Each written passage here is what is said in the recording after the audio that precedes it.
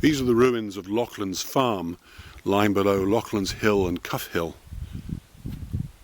In the distance there is the Kirkleegreen reservoir. And up on the hill are the ruins of the old Rakerfield house, which may be a sort of gamekeeper's lodge and a hunting lodge. The buildings here were a sort of farm. It seems they were more a small holding.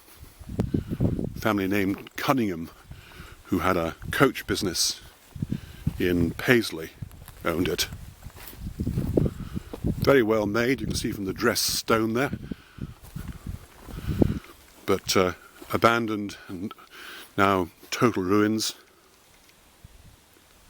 There are some photographs showing it when it was intact. It's a fine building.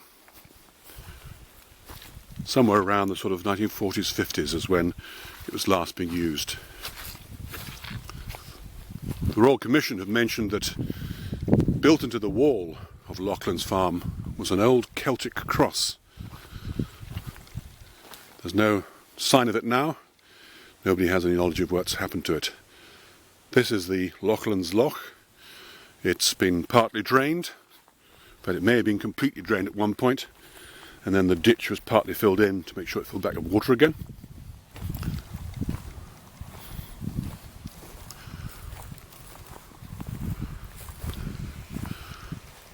Over by the pine tree there are a number of stones. The first Ordnance Survey map shows a ruin marked at that spot. It's just possible that if there was a pre-Reformation chapel here, maybe dating back sort of 8th, 7th century, then that could have been its location. An ideal location for those days. Source of water, shaded by the hill, very rural location. So this little Lochan at one time was somewhat larger, and the difference in colour of the vegetation shows where probably a dry stone dike used to run, which completely encircled the site and the Lochan. Old photographs show the Lochan being used as a duck pond. Where this pine tree stands, there's a lot of rubble dumped there, so that may be the remains of this ruin.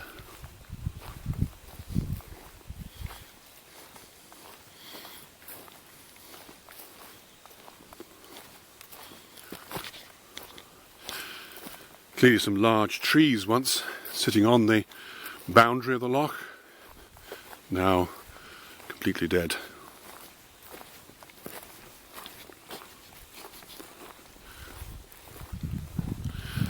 In the distance is the Brown Muir or Brimmer Hill. You can see the large number of stones from the dry stone dike. The angle of it also suggests that the wall was pushed onto what may have been the actual shoreline of the loch at one time.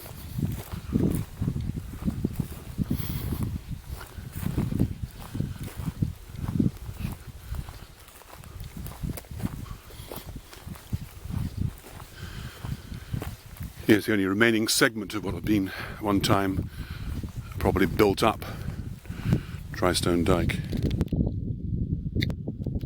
And here's a view of the site of the Lochlands House, small holding.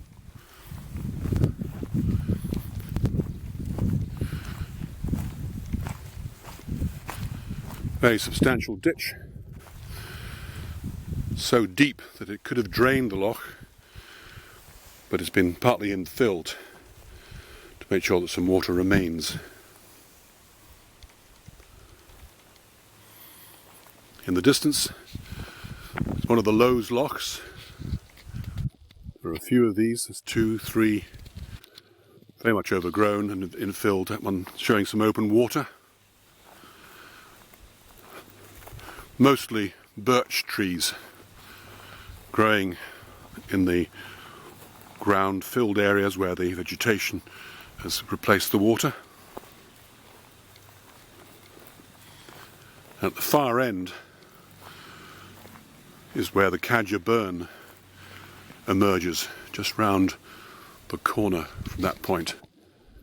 The Cadger Burn has been canalised, that is, dug deep, so it drains the loch substantially more than would be if it was natural. So the level of the loch will be much higher. The Cadger Burn runs down into the Kirkleegreen reservoir and into the Cuff Hill reservoir. This loch at one time had drainage both to the south and to the north, so it drained at both ends. The name Lows Loch, Low is supposed to be another name meaning hill, and the hill above here at one time was called Low Hill.